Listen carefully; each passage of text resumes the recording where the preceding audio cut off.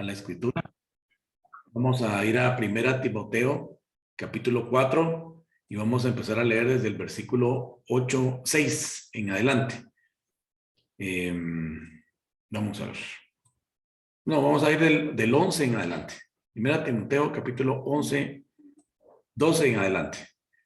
Ninguno tenga en poco tu juventud, sino sé ejemplo de los creyentes en palabra, conducta, amor, espíritu, fe y pureza. Esa va a ser la base de nuestra enseñanza. Ninguno tenga en poco tu juventud, sino sé ejemplo de los creyentes en palabra, conducta, amor, espíritu, fe y pureza.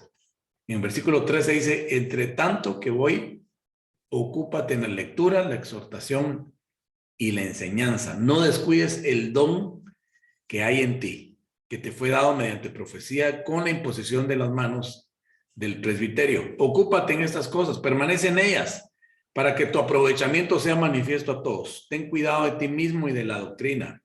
Persiste en ello, pues haciendo esto, te salvarás a ti mismo y a los que te oyeren. Regresamos otra vez al 12. Ninguno tenga en poco tu juventud, sino sé ejemplo de los creyentes en palabra, conducta, amor, espíritu, fe y pureza. Bueno, vamos entonces a discutir un poco acerca de esto. Vamos a discutir un poquito acerca de esto. Y vamos a ver qué es lo que el Señor nos quiere hablar a nosotros a través de esto. Digamos, alguien podría decir, bueno, este mensaje no es para mí porque está hablando a los jóvenes, pero creo que es un mensaje para toda la iglesia. Simple y sencillamente que Timoteo era un hombre joven, a él lo estaban delegando prácticamente como pastor de esa iglesia, y entonces Pablo estaba tratando de vertir toda su conocimiento, su experiencia, su sabiduría a este joven. Pero algunos son jóvenes en el tema de buscar a Dios. Tienen poco tiempo de haberlo aceptado, pocos años, no han tenido mucha experiencia. Y cualquier otra persona a la que se le da estos consejos, sea de la edad que sea, es un buen consejo. Y si yo tuviera que ponerle un título a esta charla sería sé ejemplo en todo. Eso es algo que se le puede decir a un creyente o se le debe decir a un creyente. O sea, nosotros podemos predicar 1000 cosas, podemos enseñarle a la gente 1000 libros, podemos enseñarle a la gente 1000 videos de prédicas, llevarlos a una iglesia, decirles que Dios es bueno, que acepten a Cristo. Pero lo que más va a hablar en tu vida es tu propia forma de vida. Cómo tú te comportas, cómo tú eres. La gente siempre te está observando, dice en la palabra de Dios. El mismo Pablo dice, somos cartas abiertas al mundo. O sea, una carta abierta es una carta que se puede leer. Es una carta cuyas frases están expuestas a los demás. La gente no necesita platicar contigo para saber quién eres tú y para saber cómo eres, porque la gente constantemente te está viendo, ¿sí? Si tú tienes un compañero de trabajo, una compañera de trabajo, esa persona te está viendo constantemente cómo tú te portas. Si tú tienes un familiar que no tiene a Cristo en su corazón, esa persona todas las 24 horas del día te está viendo tu comportamiento, te está midiendo. Si tú tienes un vecino, el vecino, aunque tú no lo creas, sabe qué es lo que haces con tu vida, sabe quién eres, sabe tu apellido, sabe cuántos familiares tienes, sabes cómo es tu forma de ser. Todo lo que somos nosotros no está oculto, sino que está a la vista de los demás. Somos cartas abiertas. Quiere decir entonces que más que lo que yo hable, impacta a la gente lo que yo haga. A veces nuestros hechos hablan exactamente lo contrario de lo que hablan nuestras palabras. A veces hemos escuchado frases duras, críticas duras, por ejemplo, como cuando la gente dice y dice que es cristiano y mira cómo se porta. Y cometemos un error e inmediatamente la gente dice, y así son los cristianos. Para eso es que van a la iglesia.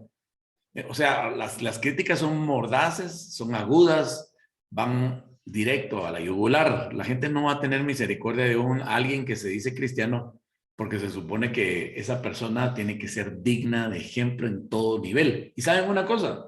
La gente tiene razón. O sea, sí es lógico que si una persona se dice seguidora de Cristo, de sus principios, de su filosofía, de su forma de ser, de su fe, del ejemplo que él dejó, pues es una persona que tiene que ser excelente en todo lo que haga. Por eso Pablo estaba consciente de ello y le decía a Timoteo, a ese joven pastor al que estaba delegando a gente, a ovejas reales, a gente de carne y hueso a las que Timoteo tenía que cuidar porque Pablo no iba a estar. Pablo se iba a ir, él era el apóstol que andaba por todos los países, iba a dejar delegada el cuidado de personas de carne y hueso.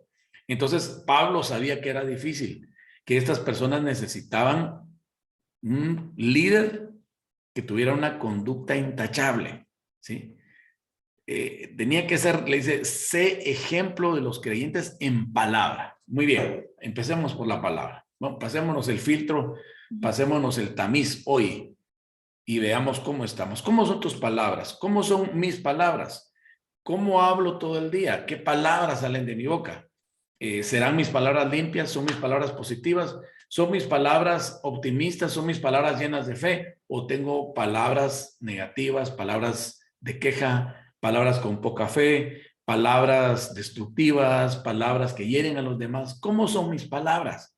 Recordemos que la palabra tiene un poder impresionante, tanto en mi vida como en la vida de los demás. Dice en la palabra de Dios, el hombre se sacia del fruto de sus labios. Eso significa que lo que yo hable va a venir a mi vida, tarde o temprano. Dice también otro versículo, de la abundancia del corazón habla la boca. Entonces quiere decir que lo que yo con convicción creo en mi corazón lo voy a sacar tarde o temprano en mi boca. Por eso lo que yo hable es un reflejo de lo que está dentro de mí. Lo que yo hable va a determinar en gran medida cómo es mi vida. El poder de la palabra es un poder tan grande que con ese poder el Señor constituyó el universo, constituyó el sol, constituyó las estrellas, separó las aguas de la tierra, hizo al hombre, todo con el poder de la palabra. Sea la luz, y fue hecha la luz. Ese poder nos fue heredado a nosotros. Nosotros tenemos el poder de la vida y de la muerte en nuestros labios. Por eso es que nosotros tenemos que ser ejemplo, como le decía Pablo a Timoteo, en palabra. Miren qué importante es esto. ¿Qué hemos estado hablando? ¿Cómo hablamos? ¿Cómo es la entonación? ¿Cómo es el sentido de lo que nosotros decimos a la gente que está cerca de nosotros? ¿Con quiénes hablamos? Hablamos con nuestros familiares, con nuestros amigos, con nuestros vecinos, con compañeros de universidad, del colegio, del trabajo, de la escuela, con la gente, con los hermanos en Cristo que tenemos dentro de la iglesia, dentro del ministerio, con cualquier persona que hablemos. ¿Cómo estamos hablando? ¿Qué palabras salen de nuestra boca? ¿Cuál es el sentido de lo que tú dices? Lleva refrigerio. De ahí un versículo que dice que la palabra blanda apaga la ira. Son unas palabras blandas, unas palabras suaves, van a controlar a la persona más iracunda y más violenta. También dice otro versículo que las palabras dulces como la miel son como medicina para la vida. Entonces una persona que dice palabras dulces, palabras bonitas, palabras que bendicen, está curando el alma y aún el cuerpo de otras personas. Y pongámoslo por el contrario, unas palabras amargas, unas palabras duras, unas palabras cortantes, tajantes, hieren, enferman a los que están alrededor. ¿Cómo están tus palabras? Hoy te dice el Señor, sé ejemplo en palabra. Lo mismo que le dijeron a Timoteo, nos dice el Señor hoy a nosotros. Si decimos que somos creyentes, que somos cristianos, que hemos rendido nuestra vida a Cristo, que le hemos dicho, Señor, mi vida está en tus manos y yo quiero hacer tu voluntad. Dime cómo puedo ser agradable a ti. Hoy te dice el Señor en respuesta a eso, sé ejemplo en palabra. Que tus palabras sean constructivas, que tus palabras sean de fe, que tus palabras sean de ánimo, que tus palabras sean positivas, que tus palabras vayan para adelante, que tus palabras sean perdonadoras, que tus palabras sean misericordiosas, que tus palabras sean constructivas en todo el aspecto de la vida, que tus palabras estén llenas de la palabra de Dios, que tus palabras no sean tanto las tuyas como la palabra que el Espíritu pone en tu boca, que tus palabras sean proféticas, que tus palabras tengan discernimiento, que tus palabras tengan sabiduría, que tus palabras cambien para bien la vida de los demás. Ese es el poder que tenemos en nuestra boca y que hoy el Señor te dice, sé ejemplo en palabra. Vamos al siguiente punto, vamos a la conducta. Miren ustedes que le está pidiendo Pablo a Timoteo que sea ejemplo en palabra, pero ahora le dice conducta. ¿Por qué? Porque la palabra tiene poder para determinar la conducta. Yo tengo que tener, en la universidad me recuerdo que nos decían coherencia en el discurso, consistencia en el discurso. O sea, si yo digo una cosa con mi boca, pues mis actos tienen que reflejar lo que yo digo. Porque si no hay inconsistencia en el discurso. O sea, yo estoy diciendo una cosa y hago lo contrario, eso es un poco como la definición de un loco, ¿verdad? O como la definición de un mentiroso, o como la definición de un farsante. Entonces, si yo hablo una cosa, mi conducta debe seguir a eso que yo hablo. Mis palabras van a determinar mi conducta. Si yo hablo bien, si yo hablo palabra de Dios, si hablo palabras como las que acabamos de hablar, buenas, entonces mi conducta debe ser buena. Debo de respaldar mis palabras con mi conducta. Debo de ser un creyente cuyos actos, cuyas acciones, cuyas decisiones frente a los demás sean buenas. ¿Cómo podríamos nosotros, por ejemplo, tener una buena conducta? ¿Cómo se imaginan ustedes que puede ser una buena conducta de un creyente? Por ejemplo, un creyente debería ser una persona que se dirija hacia los demás amablemente, una conducta amable. Debería ser una persona incluso amorosa, afectuosa, cariñosa, ¿verdad? Siempre guardando el debido respeto. Debería de ser una persona trabajadora, una persona que siempre está haciendo algo, una persona que tiene compromisos, una persona que va a su trabajo, una persona que si trabaja en su casa está siempre laboriosa, una persona, por ejemplo, su conducta debería ser una conducta ordenada en su entorno, una persona limpia, una persona deseable.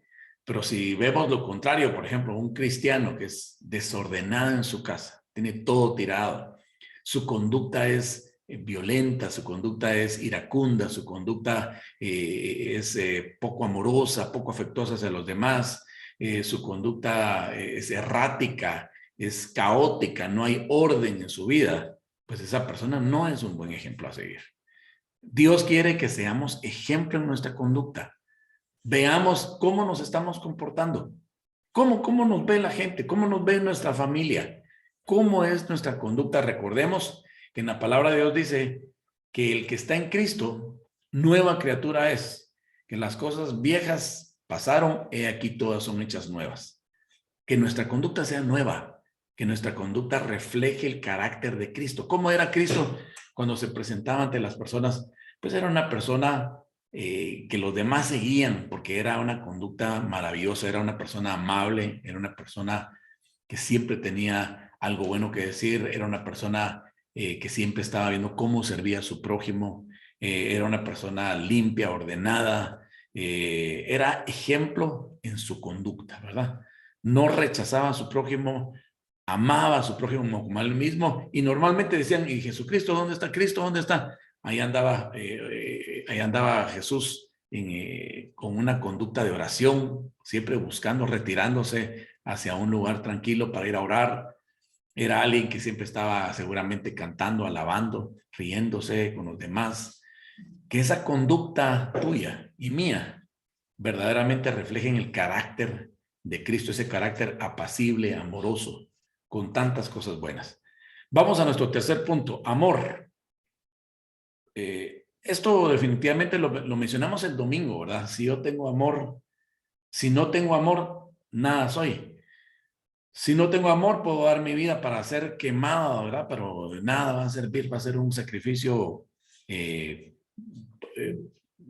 balde, un sacrificio que no tiene ningún sentido porque no fue motivado por el amor. El amor es el centro de la conducta cristiana. Sin amor no vamos a tener el aceite que hace rodar las ruedas del evangelio en nosotros. Sin amor no podemos nosotros verdaderamente alcanzar al no creyente. Sin amor no podemos impactar a las personas que no tienen a Cristo, porque van a sentir que les estamos dando bibliazos, que les estamos dando mucha palabra, pero no se están sintiendo queridas, no se están sintiendo cuidadas, no se están sintiendo abrazadas, amadas. ¿Qué necesita el mundo hoy en día para componerse? ¿Qué es lo que perdió el mundo? ¿Por qué el mundo está de cabeza? Porque el mundo necesita amor. Ese algo que hace diferente al ser humano aún de los animalitos, ¿verdad? Pero déjenme decir una cosa, a veces encontramos más amor en los animales que en las propias personas. Vemos nosotros a veces videos ahí en YouTube de animales que están salvando a otro animal de otra especie, que no tiene nada que ver, que no son sus hijitos, no son sus cachorros, y sin embargo vemos a veces que está un perro ayudando a unas aves o un pato que le está dando comer a unos peces, o sea, unas tonterías que uno dice, ¿cómo puede ser posible esto? Porque resulta que a veces se refleja amor dentro de la naturaleza, porque Dios es amor y de alguna manera dejó su marca en todas partes. Pero hay un ser especial, creado con un corazón especial, con una mente especial, una mente virtuosa comparado con todo el resto de la creación, es el hombre, ¿sí? El ser humano tiene esa capacidad maravillosa de amar. Tú y yo hemos sido equipados con la capacidad de amar. Usemos esa capacidad. Desde que Jesucristo vino a hacer trono en tu corazón, desde que Jesucristo vino a tomar tu vida y el Espíritu Santo te selló como posesión del Señor, desde ese momento Él te dio la capacidad de amar, porque dice que Dios es amor. No dice Dios tiene amor, dice Dios es amor. Tú tienes a Dios en tu corazón, yo lo tengo. Mostremos ese amor. Amemos a Dios por sobre todas las cosas y a nuestro prójimo como a nosotros mismos. Timoteo no podía ser un pastor joven ejemplar si no amaba a la gente que le estaban delegando. Él podía ser un ejemplo en palabra, un ejemplo en conducta, pero si no había un amor adentro, todas esas palabras y esas conductas hubieran sido vacías, hubieran sido simple y sencillamente una fachada. Adentro de nuestro corazón debe haber amor y debemos sacarlo para bendecir a los demás. Que tu motivación para hablarle a alguien de Cristo sea el amor. Que tu motivación para tener una amistad con alguien sea un amor desinteresado. Que la motivación tuya para entablar una relación con cualquier persona siempre tenga de por medio ese amor de Cristo, que es ese amor incondicional, ese amor puro, ese amor que no espera nada de beneficio para sí mismo, pero lo procura todo para la otra persona. Dice, el amor es benigno, el amor es misericordioso, el amor es sufrido, el amor todo lo espera, el amor todo lo sufre, el amor todo lo perdona, el amor todo lo cree. Volvamos a ser personas amorosas y no dejemos que nos pase lo que le está pasando al mundo, que estábamos discutiendo hace un ratito, que dice la palabra, en los posteros tiempos se aumentarán las ciencias, dice, y se enfriará el amor a causa de la maldad. ¿Qué está pasando con el mundo hoy? Está tan malo el mundo, tan lleno de maldad, que lo que encontramos es egoísmo, egocentrismo, paranoia personal, pero no encontramos amor. Sé tú el que marque la diferencia. Vamos a nuestro cuarto punto, espíritu. Espíritu. A Timoteo le dijeron ser ejemplo en palabra, conducta, amor, espíritu. ¿Qué podemos hablar acerca del espíritu de un cristiano? ¿De dónde viene el espíritu de un cristiano? Dice la palabra de Dios que una persona que no tiene a Cristo Jesús tiene el espíritu muerto. Quiere decir que el ser humano nace con cuerpo y alma, pero tiene el espíritu muerto. Pero cuando viene a Cristo, tiene cuerpo, alma y le es vivificado el espíritu. Ese espíritu con E minúscula es el que se comunica con el espíritu con E mayúscula. ¿Cuál es el espíritu con E mayúscula? Es el Espíritu Santo, el Espíritu de Dios. ¿Cuál es el espíritu con E minúscula? Es el espíritu que está dentro de ti. Ese algo que fue vivificado, que recibió vida nueva, que resucitó cuando Cristo Jesús vino a tu vida. Por eso sentiste un cambio, por eso sentiste que viste las cosas de otro color, por eso sentías que tenías que abrazar a todo el mundo porque estabas tan contento porque adentro de ti fue vivificado tu espíritu. El problema es que a veces los cristianos descuidamos nuestro espíritu. Le damos alimento todos los días a la carne, ¿sí? Desayuno, almuerzo y cena. Y si se puede, un par de comidas más, o 3. Le damos todos los días cuidados a nuestro cuerpo, ¿sí? Lo bañamos, lo vestimos, lo asoleamos, lo metemos en la sombra, lo hacemos caminar, lo mandamos al gym. Hacemos un montón de cosas con nuestro cuerpo porque lo amamos, lo cuidamos. Alimentamos ese cuerpo. Nuestra alma obviamente también es alimentada cuando alimentamos el cuerpo porque el alma busca también su propia complacencia. Tenemos nuestros sentimientos y muchas veces dejamos que esos sentimientos no sean necesariamente tan de Dios, ¿verdad? A veces nos llenamos, alimentamos nuestra alma de enojo, de incertidumbre, de duda, de sed de venganza, de victimismo, de sufrimiento, y entonces estamos alimentando nuestra alma con un montón de cosas a veces que no son buenas, y todo eso apaga nuestro espíritu, ¿sí? Todo eso hace que nuestro espíritu, como no lo alimentamos, nuestro espíritu empieza como a disminuir y casi ser como inexistente adentro de nosotros. Recordemos, nuestro espíritu con E minúscula es el que se comunica con el Espíritu de Dios, con E mayúscula. ¿Sí? Aún tú durmiendo, tu espíritu se está comunicando con el Espíritu de Dios. Cuando una persona está hablando en lenguas, ¿has escuchado tú que una persona da mensajes en lenguas y tú dices qué lenguas extrañas son? Dice la palabra de Dios que son un don que el Espíritu Santo da. Sí, pero es que no entiendo nada. Es que no entiendes nada porque lo que pasa es que esa persona está dando un mensaje del Espíritu Santo a través de su espíritu. Hay una comunicación entre espíritu y espíritu. Es el espíritu del hombre vivificado en Cristo con el Espíritu Santo. Entonces, por eso no puedes entender nada, porque esa persona se está comunicando con Dios. Pero cuando nosotros queremos que ese espíritu esté fortalecido, nosotros tenemos que alimentarlo de la manera que alimentamos nuestro cuerpo y nuestra alma. Tú le das a tu cuerpo lo que quiere, tú le das a tu alma lo que quiere. La pregunta es, ¿le das al espíritu lo que quiere? Dice en la palabra de Dios, el espíritu está presto, pero la carne es débil, dice. ¿Verdad? Esto. El espíritu está presto, pero la carne es débil. ¿Qué significa eso? Significa que nuestro espíritu siempre está dispuesto a estar buscando a Dios. Nuestro espíritu está dispuesto a que tú busques a Dios en oración. Está dispuesto a que tú ores y estés con Dios mucho tiempo, adorándolo, alabándolo, o que estés dispuesto también a meterte a su presencia, a leer la Biblia, todas las cosas que tu carne no quiere, todas las cosas que normalmente tu alma humana no quiere.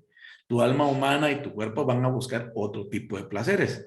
Van a buscar el placer de la comida, el placer de la diversión, el entretenimiento, el placer de pasear, el placer de jugar en la playa. O sea, todas las cosas que complacen el alma y el cuerpo. Pero no te van a decir la carne y el cuerpo, la carne y el alma no te van a llevar a buscar a Dios. Eso es espiritual, ¿sí? Son las cosas del espíritu. Entonces, ¿qué debes hacer tú que tienes conocimiento? ¿Por qué estamos hablando de esto? Porque esto es asunto de decisiones. Timoteo tenía que decidir ser ejemplo en el espíritu. ¿Cómo se hace eso? Pues busca y alimenta tu espíritu con las cosas del espíritu. ¿Cómo puedo alimentar mi espíritu para que esté tan fuerte o más que mi carne y que mi alma?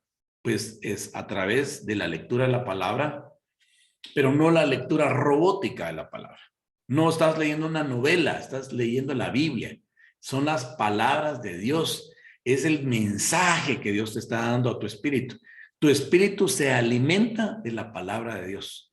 La fe viene por el oír la palabra de Dios, dice en la escritura.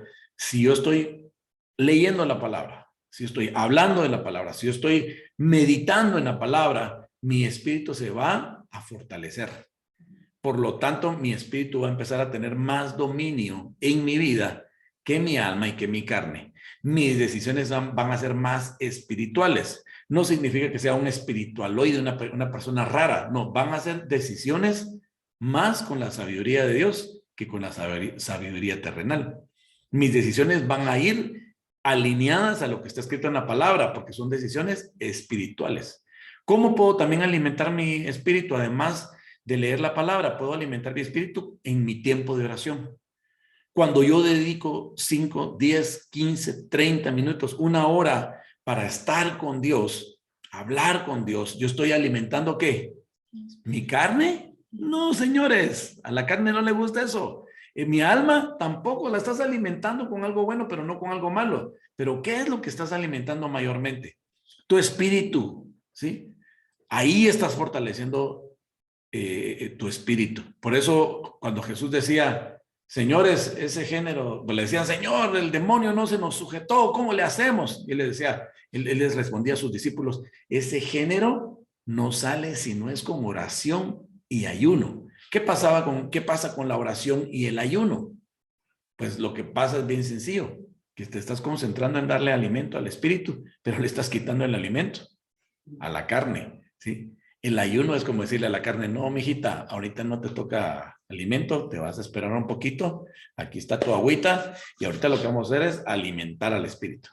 Y entonces la carne y el alma están así como que incómodas si quieren lo suyo, pero tú alimentas al espíritu con oración, con palabra, con búsqueda de Dios.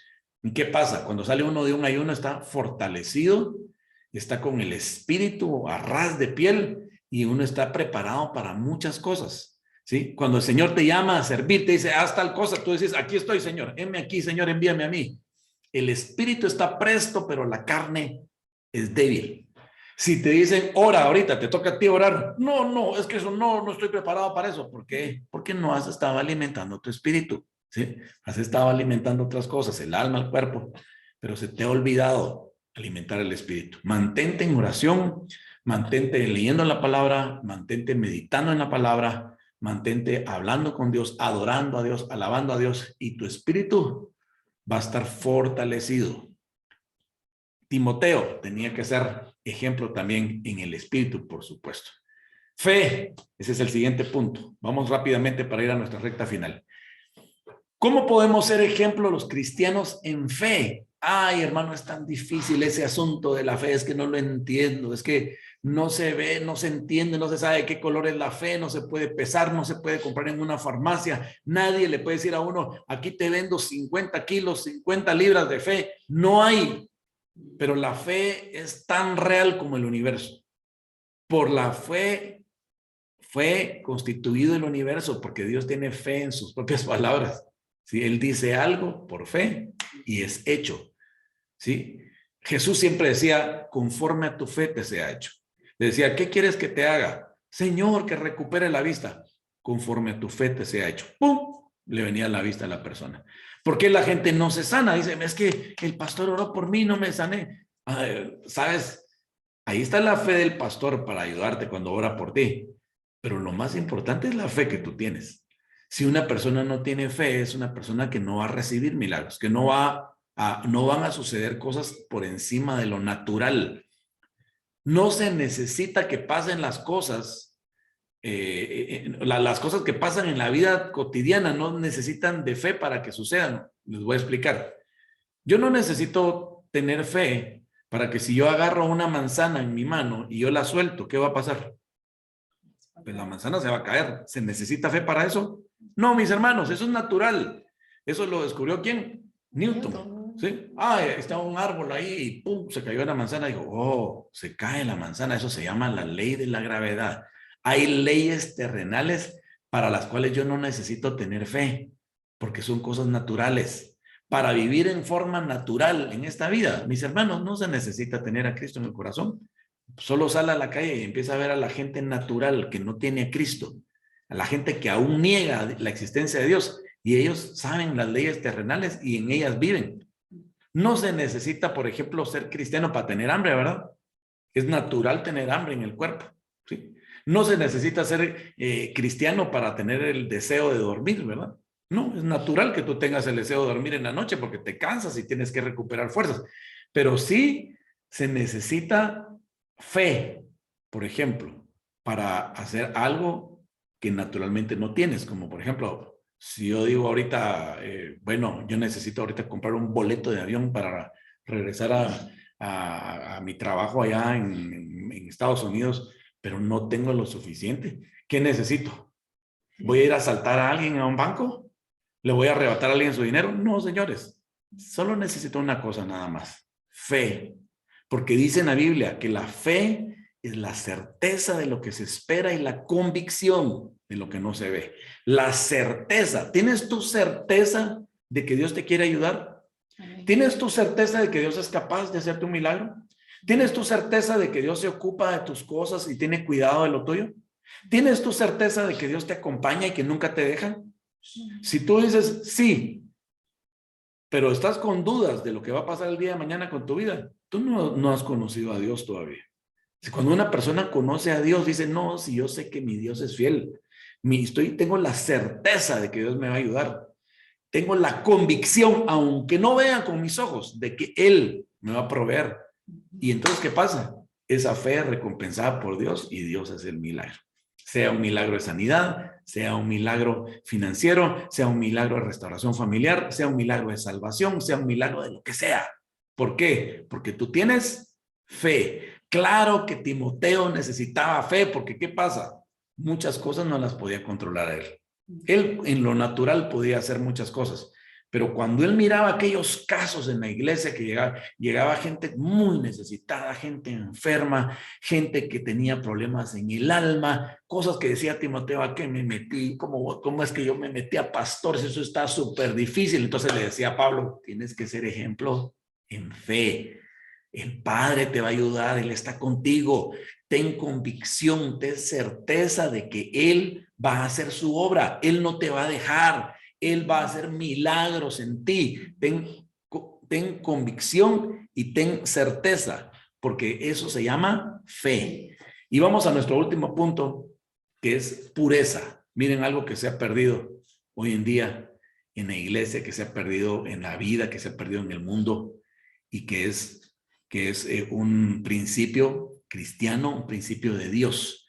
Si nosotros fuéramos, mis hermanos, y nos presentáramos delante de Dios y estuviéramos delante de la santidad de Dios, nosotros no soportaríamos ver a Dios a los ojos, no soportaríamos ni siquiera su presencia, porque su presencia es tan santa, tan pura, que nuestro pecado, nuestros errores, nuestro cargo de conciencia nos haría reventar. ¿Saben cómo es que nosotros nos podemos presentar delante de Dios? A través de la santidad de otra persona, que se llama Jesucristo. Cuando nos presentamos confiadamente delante de Dios, es porque vamos cubiertos con la sangre de Cristo. Él nos perdonó nuestros pecados. Solo por Él no somos fulminados delante del Padre. Esa cobertura de la sangre de Cristo, ¿qué significa? Significa que la muerte de Él absorbió mi muerte, mi condenación, mi culpa. Entonces yo voy cubierto bajo la santidad del Señor. ¿Por qué? Porque el Señor, como es puro, quiere a hijos puros. Dice en la palabra de Dios, sed santo como vuestro Padre que está en los cielos es santo. Sed perfectos como vuestro Padre que está en los cielos es perfecto. Y uno dice, no, hombre, ¿cómo puede ser? Eso es imposible. Te voy a decir una cosa. Dios es el mejor maestro que hay. ¿Tú tuviste maestros en la escuela, en el colegio? ¿Sobre cuánto te calificaban tus maestros? A ver, si aquí en Guatemala le califican sobre 100, yo tengo que sacar de 0 a 100 puntos. ¿Sobre cuánto me va a calificar mi maestro? Mis exámenes. ¿Cuánto me decían que yo tenía que sacar? Pues 100 puntos. Si en tu país califican sobre 10, ¿qué esperaba tu maestro de ti? ¿Un 10, un 5 o un 0? Si en tu país califican sobre 5, ¿qué esperaba tu maestro de ti? ¿Un 5, un 4, un 3, un 2 o un 1? La respuesta es la misma en cualquier país, la nota máxima. Si Dios es tu Dios, si Dios es tu Padre, si Dios es tu Salvador, que Él es santo, que Él es perfecto, que Él es puro, ¿qué espera Dios de ti? ¿Un 100? ¿Un 75? ¿Un 50? ¿Un 40? ¿Un 10? ¿O un 0? Mis hermanos, Él espera lo mejor porque Él es el maestro de maestros. Si tu maestro del colegio, de la universidad, era exigente, ¿cuánto más lo va a hacer tu Dios que es perfecto? Entonces no nos extrañemos que digan la palabra de Dios, Sed perfectos porque vuestro Padre que está en los cielos es perfecto. Sed santos porque vuestro Padre que está en los cielos es santo. ¡Claro! Él te estaba diciendo, apúntale a las estrellas para por lo menos pegarle a la luna. Dios sabe que no vamos a lograr ser santos por nuestra cuenta, ni perfectamente santos en esta tierra mientras estemos con este cuerpo. Dice la palabra de Dios que una de las promesas que hay es que cuando nosotros muramos vamos a ser, en su momento vamos a ser levantados, y dice que nos va a ser devuelto nuestro cuerpo, pero un cuerpo ya no el mismo, sino un cuerpo glorificado, que ya no va a tener ni carne, ni no va a ser de sangre, no va a contener carne y sangre, es un cuerpo distinto, es otra naturaleza, y ese es el que va a entrar al cielo. Ya no va a conocer pecado, ya no va a tener ese ADN sucio que nos fue heredado a causa del pecado. Entonces, esa perfección nos la va a dar Él como un premio al final, hasta que lleguemos a la estatura del varón perfecto que es Jesucristo, dice la palabra. Pero antes de eso, antes de nuestra muerte, antes de nuestra glorificación, Él espera la mejor pureza que tú le puedas dar. ¿No crees tú que Dios se merece ese regalo de vuelta cuando Él ha sido el mejor ejemplo en conducta que ha habido en todo el tiempo, en toda la historia de la humanidad? La única persona pura, perfecta. El ejemplo ideal es Jesucristo. Él ya nos regaló su ejemplo. Devolvámosle como ofrenda a Él nuestra pureza. ¿Cómo puedo hacer, pastor? ¿Qué es lo que significa ser puro? Bueno, guárdate de toda especie de mal. Guárdate de todo pecado. Di no al pecado, dile sí a la santidad. Tú sabes, tú tienes discernimiento, tú eres un adulto ya.